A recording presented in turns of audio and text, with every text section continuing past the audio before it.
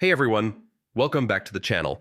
If you've ever had an Amazon gift card and wanted to check the balance without actually redeeming it right away, this video is for you.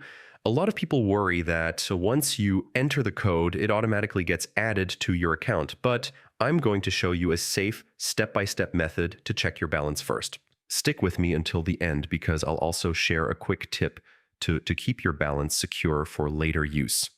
Let's get started. First, open up a web browser and go to Amazon.com. Make sure you're signed into your Amazon account.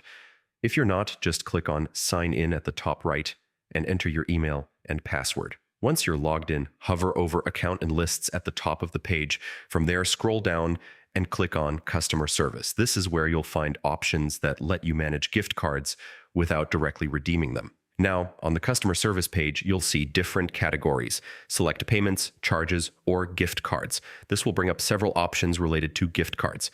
Next, click on Problem with a gift card. Don't worry, you're not reporting a real problem. This is just the correct menu to access balance details.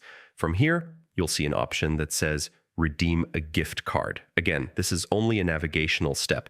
You are not actually redeeming it yet. Go ahead and click on it. At the bottom, you'll notice a button that says I need more help. Click that and then choose Start Chatting Now. This will connect you with Amazon support through chat. Once you're in the chat, you can provide your gift card claim code and simply ask them to check the balance.